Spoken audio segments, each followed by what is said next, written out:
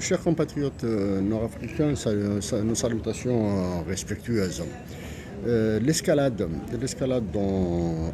entre le Niger et la France par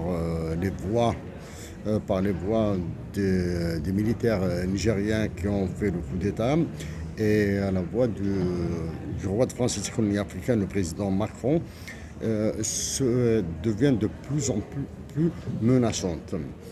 Et Emmanuel Macron ira jusqu'à l'utilisation d'une agression militaire. Il dira. Pour cela, il suffit de voir ce qu'il a fait des mouvements de protestation en France, qu'il s'agisse des Gilets jaunes, qu'il s'agisse de mouvements de protestation contre la réforme des retraites et toutes les autres opérations politiciennes. En France, pour transformer une démocratie en dictature, il suffit d'invoquer le fameux article 49.3. Donc, l'escalade devient de plus en plus dangereuse sur le Niger, sur tous les pays de la zone CFA. Toutes les anciennes colonies françaises en Afrique sont menacées. La plus grande menace, la grande menace pèse sur l'Algérie. Le cas du Niger, du Mali, du Burkina Faso et du Tchad est basique pour Emmanuel Macron. Il est basique. Reste des cas des pays qui lui sont difficiles à manœuvrer apparemment difficiles à manœuvrer. Une certitude, c'est que l'Algérie est devenue difficile à manœuvrer par Emmanuel Macron grâce à la résistance et à la dignité de la nation algérienne. Nous commençons par être aussi direct que le roi de France et de ses colonies africaines. Si la France et l'Union européenne ont commencé par des sanctions portant essentiellement sur l'aide publique au développement, the Official Development Assistance, que nous avons traité dans les interventions, que nous avons traité dans le détail, dans les interventions précédentes. Voici les derniers chiffres de l'aide publique au développement, avec laquelle menacent la France et l'Union européenne le Niger actuellement. C'est la ligne rouge. La ligne rouge représente les contributions de la France. La ligne supérieure, la courbe supérieure représente l'apport de toute l'aide publique au développement. Celle-ci, elle montre exactement celle des États-Unis d'Amérique à eux seuls. La France est invisible. Donc menacer l'Afrique, menacer certains pays africains par l'aide publique au développement est une fausse menace, est une menace politicienne dans la mesure où elle est insignifiante. Aussi, dois-je rappeler que l'aide publique au développement n'est pas un don gratuit. Il y a des parties sur lesquelles les pays bénéficiaires de l'aide publique au développement doivent payer des intérêts. Voilà. Comme nous l'avons dit dans l'intervention précédente sur ce qui s'est passé, le coup d'État du Niger, tous les militaires africains sont des imbéciles. Ils sont en train de cumuler conneries sur conneries, tout ça à cause de l'improvisation. Ils improvisent des décisions. La dernière, qui fait office d'enjeu, relève d'une question de location. L'ambassadeur de France au Niger est considéré comme un locataire d'une maison, d'une résidence qui a un statut diplomatique. Les militaires nigériens lui ont coupé l'eau et lui ont coupé l'électricité. C'est une question de locataire, hein, de locataire récalcitrant à payer son loyer. Ça, c'est comme ça. C'est une question. Taper, taper, il faut aller vers des questions sérieuses, névralgiques. Névralgiques. Suspendre. Au moins une grosse entreprise française qui fait dans l'extractivisme au Niger. Contrecarré, menacé par quitter la zone CFA en s'appuyant sur la Chine et la Russie pour la création d'une nouvelle monnaie. Tant que le Niger, tous les pays de la zone CFA éviteront de toucher à ces deux pôles que sont la monnaie et l'économie, l'industrie, l'extractivisme. Les conflits ne feront que traîner en longueur jusqu'à ce qu'ils deviennent larvés, jusqu'à ce qu'ils deviennent pourris. Quand ils seront larvés et pourris, les premiers à perdre sont la nation du Niger et la nation du Mali, du Burkina Faso et toutes les nations colonisées par la France actuellement d'Emmanuel Macron. Y compris l'Algérie, le Maroc et la Tunisie, hein, ça il ne faut pas. Pour être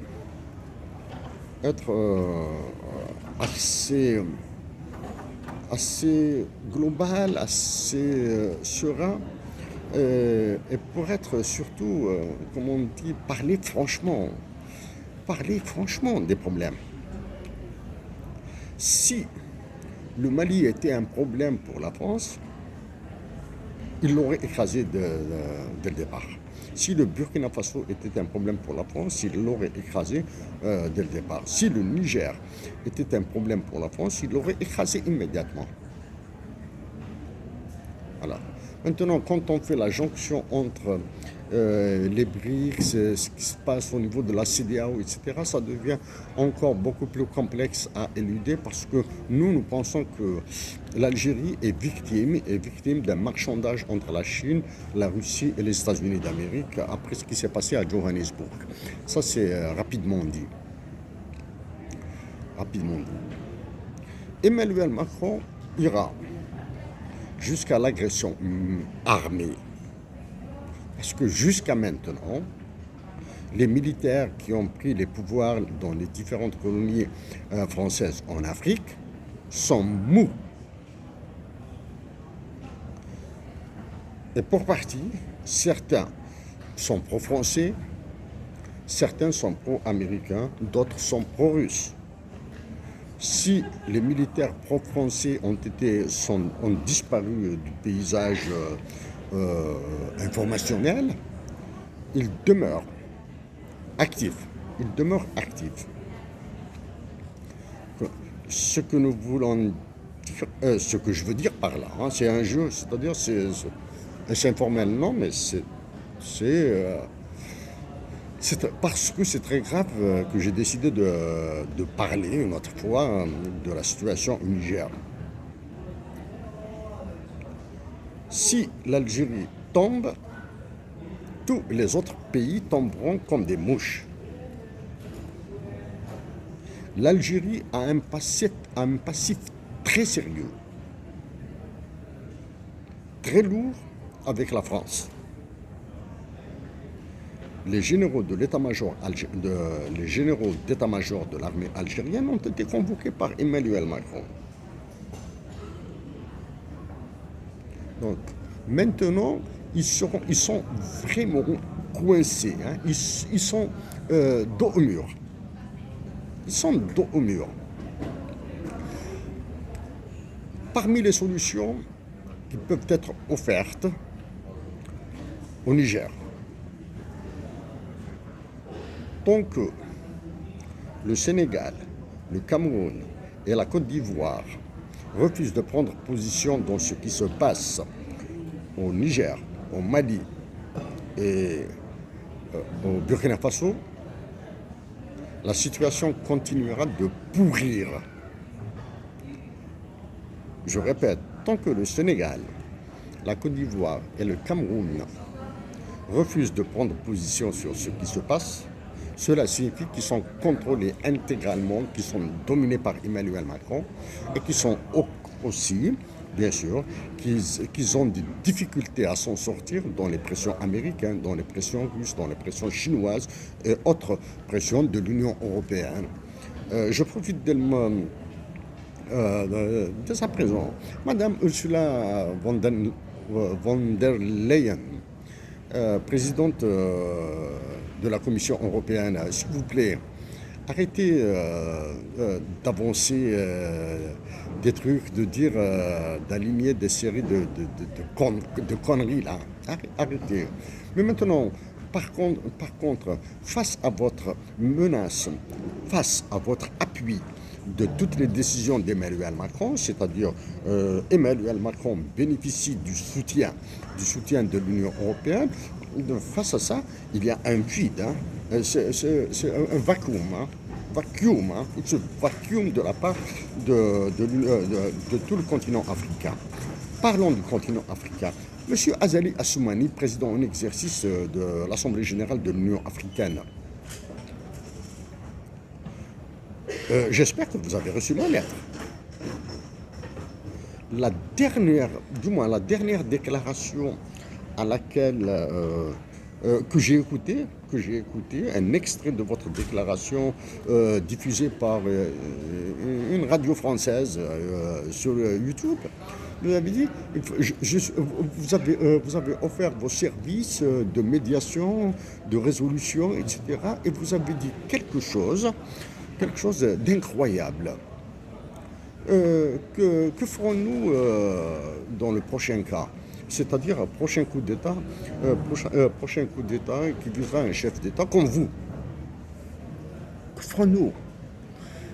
Monsieur Assoumani, en gardant ce ton calme et respectueux, hein, mais de temps en temps, il faudra secouer le cocotier. Il faudra le secouer. En Tamazirt d'Algérie, disons, je répète en tamazight, c'est-à-dire les mots que vous avez prononcés, je m'interdirai de les prononcer, même tout seul dans une forêt. C'est-à-dire, il suffit de vous penser à sauver votre peau. Qu'attendez-vous pour convoquer, en tant que président en exercice de l'Assemblée générale de l'Union africaine, qu'attendez-vous pour convoquer une assemblée extraordinaire des États membres de l'Union africaine? Qu'attendez-vous pour la convoquer? Vous êtes président en exercice. Et qu'attend le président de la commission, Faki Mohamed Moussa, pour vous suggérer cette convocation d'une assemblée générale extraordinaire? Là, vous gémissez sur votre sort.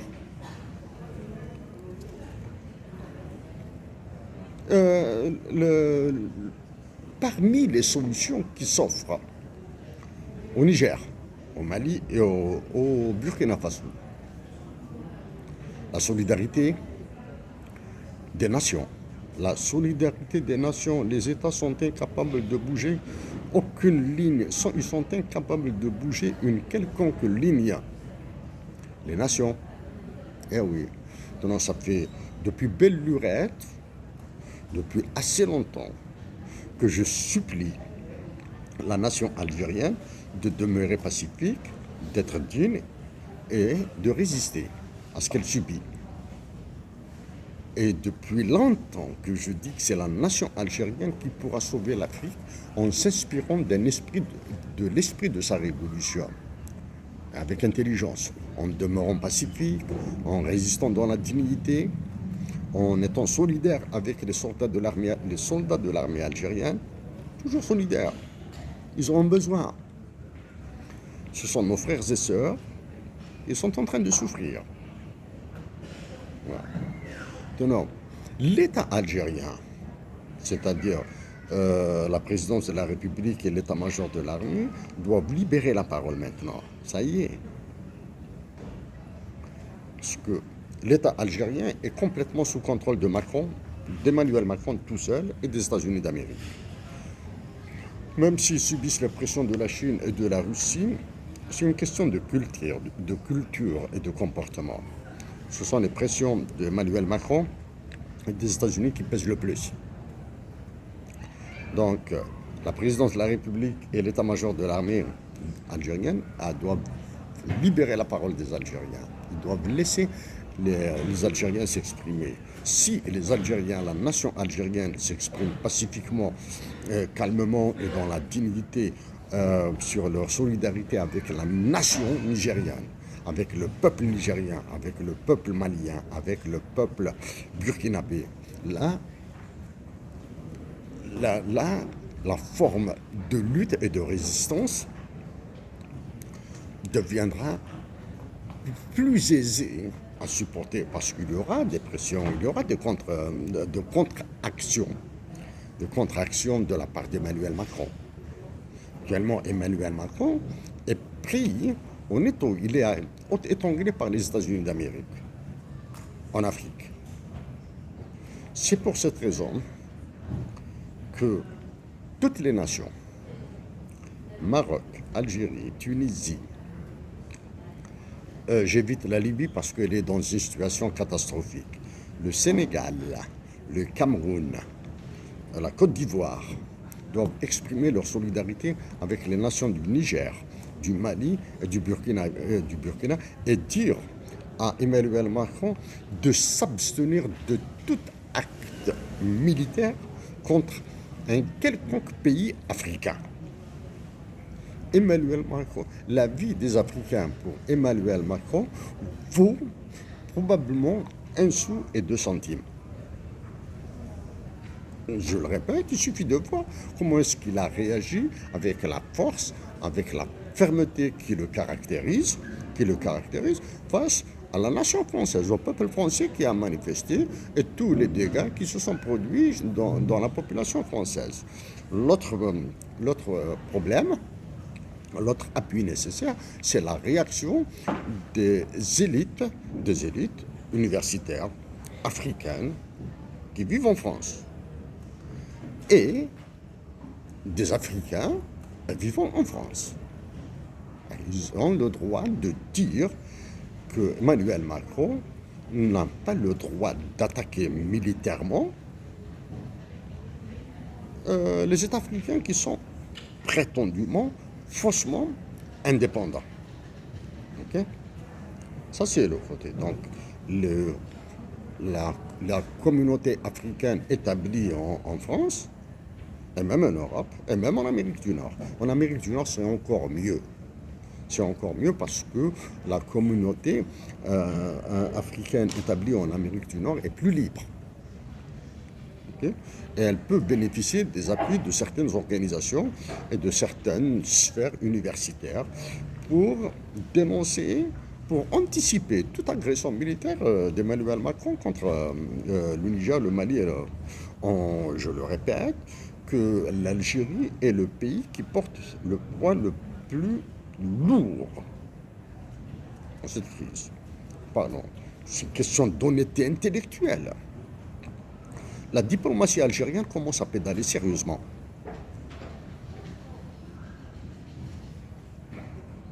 Elle a pédalé avant.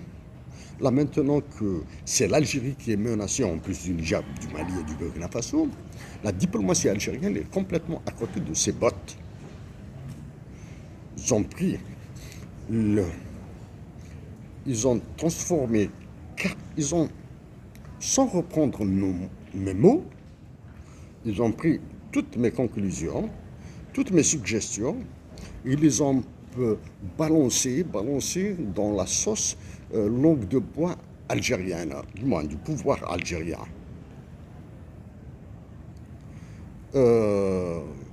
Suggérer une conférence internationale en période de crise comme celle-ci,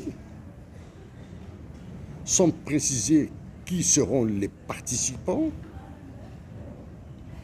Bon, je passe sur ces histoires. Maintenant, si l'Union européenne a réagi, l'Union africaine est au silence. Maintenant, parler d'un processus de paix, d'un pays, de prévention de conflits. C'est en 2015-2016 que nous avons parlé de prévention de conflits dans le sud de l'Algérie, dans le nord du Mali et dans le nord du Niger. Malheureusement, avez-vous entendu le secrétaire général des Nations Unies s'exprimer? Non. A-t-il appelé au moins à une réunion informelle du Conseil de sécurité? Parce que ce sont des questions de forme. Et ce qui se passe au Niger est une question de fond extraordinairement complexe. Maintenant, le secrétaire général de l'ONU a-t-il appelé à une réunion au moins de forme du Conseil de sécurité de l'ONU? A-t-il demandé au Conseil de sécurité de l'ONU des recommandations? Voilà. Je reviens maintenant au cas du Niger, du Mali et du Burkina Faso. Les militaires qui ont pris le pouvoir, j'évite le Gabon parce que c'est nouveau, et c'est nouveau. Les militaires qui ont pris le pouvoir dans ces pays doivent demander conseil à leurs élites établies à l'étranger. Ça fait longtemps depuis que j'ai proposé au Mali de rencontrer ceux qui ont travaillé sur la zone de libre-échange continentale africaine, quelque part à Ottawa. À ceux qui ont travaillé pour une étude du CIPRI de Stockholm. J'étais prêt même à rencontrer leurs services secrets s'ils ont des services secrets. Parce que des services secrets dans ces pays-là, il suffit de voir l'état lamentable dans lequel se retrouvent les services secrets de Tunisie, d'Algérie et du Maroc pour comprendre tout ce qui se passe. Maintenant, pour ces pays-là, Mali, Niger et Burkina Faso, qu'attendez-vous pour une rupture radicale de toutes les relations diplomatiques et demander à l'Algérie, au Maroc et à la Tunisie de gérer vos intérêts en France? Ouais, dans les intérêts de la non-culture, y compris de l'algérienne, marocaine et tunisienne. Hein. En France, il y a des biens immobiliers. Hein. Mais il y a surtout les réserves internationales de ces trois pays qui sont gérés par le Trésor français et la Banque de France. Si Emmanuel Macron décide de frapper militairement, et je pense qu'il le fera, je pense sérieusement qu'il le fera, il sera très difficile d'avoir des sous pour acheter du blé, acheter du médicament, acheter de l'armement pour ceux qui prendront les armes éventuellement, acheter du blé pour ceux qui auront faim, acheter des médicaments pour ceux qui seront malades, pour ceux qui seront blessés. Ah, vous aurez des difficultés. Les manifestations des nations, les manifestations populaires des nations sont indispensables, à condition que les nations sachent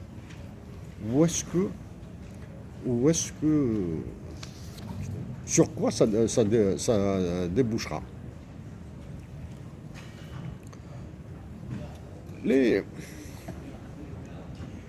Parler d'argent parce que pour acheter du blé, pour acheter des médicaments, pour acheter de l'armement, pour acheter des pièces de rechange pour les petits parcs, les petits armements que vous avez, les petites voitures, les véhicules blindés que vous avez là, demande de l'argent. Je le répète, que la CEDEAO, la communauté des États, la communauté économique des États de l'Afrique de l'Ouest, l'UMOA, l'Union monétaire ouest-africaine, l'UEMOA, l'Union économique monétaire ouest-africaine et la BCAO, la Banque centrale des États de l'Afrique de l'Ouest, sont des organisations terroristes. Qu'attend la BCAO? La BCAO pour débloquer de l'argent pour ces trois pays, quitte à aller sur les marchés financiers internationaux pour s'endetter. Débloquer de l'argent pour le Niger, le Mali et le Burkina Faso. Il y en a tellement de pays qu'il nous est difficile de les lister tous. Qu'attend la BCAO? Ah bon? Non, parce que vous êtes sous les ordres d'Emmanuel Macron, la BCAO. C'est pour cette raison qu'il est nécessaire, plus que nécessaire, il est vital, il est primordial que la CEDEAO s'autodissolve. S'autodissolve. À quoi sert la CEDEAO maintenant? À part être une organisation terroriste au service de Macron. En ordonnant la dissolution de la CEDEAO, même si l'État algérien, par la diplomatie, continue à les citer, je me demande pourquoi il cite la CEDEAO. Avec la dissolution de la CEDEAO, c'est radical, hein, c'est parce que la situation est explosive. La dissolution de la CEDEAO entraînera de facto la dissolution de l'Union économique et monétaire ouest-africaine, la dissolution de l'Union monétaire ouest-africaine et la disparition complète de la BCAO, de la Banque centrale des États de l'Afrique de l'Ouest. En continuant, maintenant, si le président en exercice de l'Assemblée générale de l'Union africaine, Azali Assoumani, à qui nous avons dit quelques mots au début, ose convoquer une Assemblée générale ouest-africaine, l'Assemblée générale ouest-africaine demandera à la Banque africaine de développement de débloquer de l'argent pour les pays qui en souffrent. Même si l'Algérie et la Tunisie en souffrent, le martyr, mais maintenant, actuellement, si on raisonne par niveau de priorité, le Niger, le Mali et le Burkina Faso sont les prioritaires. Maintenant, bien sûr, il faut toujours avoir en tête que les Capharnaüm de la Libye, du Soudan, il faudra voir. Maintenant, pour les conférences internationales, les seules conférences internationales qui sont possibles peuvent être organisées soit en Amérique, soit en Europe. Pour le cas de toute l'Afrique du Nord. Les Algériens, Marocains, Tunisiens, doivent être les chefs de file chefs de file pour l'organisation de manifestations et de conférences au Canada. Peu importe qu'il s'agisse de Montréal, de Vancouver, Toronto ou d'Ottawa, peu importe. Peu importe.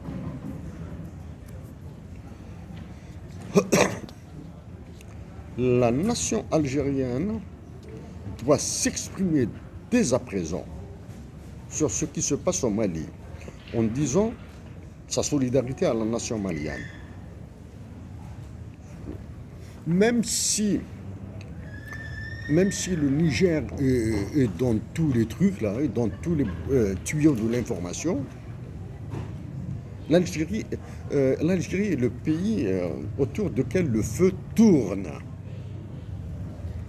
La logique d'Emmanuel Macron est très simple à décoder, à comprendre. Si j'abats l'Algérie, les autres pays seront des gaufrettes pour moi, en abattant l'Algérie. À Emmanuel Macron, maintenant. Oui, vous avez mis l'Algérie à vos pieds, il n'y a aucun doute là-dessus. C'est depuis 2018-2019 que je vous l'ai dit et je le répète aujourd'hui. Mais la guerre entre moi et vous continuera. Il est hors de question parce que la France est étranglée. Si elle perd les ressources minières de tous les pays qu'elle exploite en Afrique, de ces colonies africaines, de ces actuelles colonies en Afrique. Si elle perd le contrôle du franc CFA, si elle perd le contrôle des réserves de change internationales, internationales des pays de la zone CFA, c'est la France qui va entraîner dans sa chute, la chute de l'Europe. Et la chute de la France et de la chute de l'Europe se feront au détriment de ceux qui veulent subir les conséquences, mais la nation algérienne n'est pas le déchet de l'humanité. La nation algérienne doit se soulever, doit exprimer son ras-le-bol de cette domination. Chers compatriotes du Niger, du Mali et du Burkina Faso, chers compatriotes africains, les nations d'Afrique du Nord, Algérie, la nation algérienne, tunisienne et marocaine, plus une réaction obligatoire des dirigeants du Sénégal, de la Côte d'Ivoire et du Cameroun, lèveront le voile, une partie du voile des enjeux dont est victime toute l'Afrique. Les manifestations pacifiques doivent être la clé. Le Niger, comme le Mali, comme le Burkina, comme le Gabon, sont traversés par des mouvements de la révolution orange, des printemps arabes, etc., etc. Et à chaque fois que les États-Unis d'Amérique les allument, ils se retirent. Ils se placent derrière. Ils se placent derrière et ils offrent les problèmes à la France. Sauf les problèmes à Emmanuel Macron surtout, parce que la relation entre Emmanuel Macron et le gouvernement américain elle est purulente. Elle est purulente. Donc, ayez l'intelligence de la paix, ayez l'intelligence de la solidarité, et dites aux militaires d'arrêter toutes ces conneries de coup d'État. Les nations africaines, en tête desquelles la nation algérienne, ont besoin de démocratie. L'Algérie se retrouve bloquée depuis le coup d'État qui a destitué l'ancien président et qui a permis une certaine élection d'un nouveau président. Actuellement, qu'attendent les parlements, étant donné qu'ils sont censés représenter la voix du peuple, pour des assemblées générales extraordinaires, pour éviter aux Nigériens, Maliens et Burkinabés de dire que je suis dans une position de confort ou une zone de confort, et dire qu'Emmanuel Macron nous a interdit d'entonner l'hymne national algérien depuis qu'il est président. Il nous a interdit d'entonner l'hymne national algérien, Kassaman, dans son intégralité, depuis qu'il est président. Même si, depuis 2015, que j'ai suggéré un nouvel hymne national bilingue en arabe et tamazight pour ressouder la nation algérienne, c'est la même configuration, c'est la même situation qui se présente au Niger, au Burkina, au Mali, etc. C'est la même situation que l'Algérie.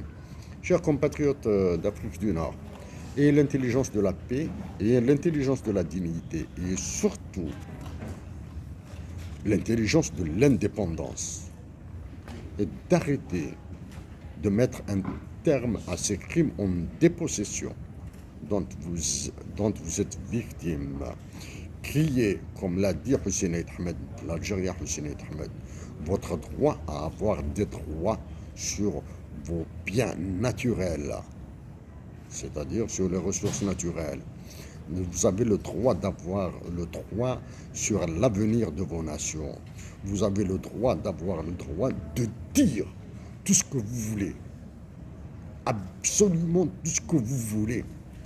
Merci à vous tous, chers compatriotes, avec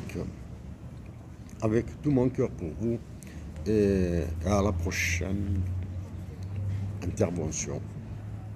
Il est hors de question d'abandonner ma patrie. Merci à vous tous.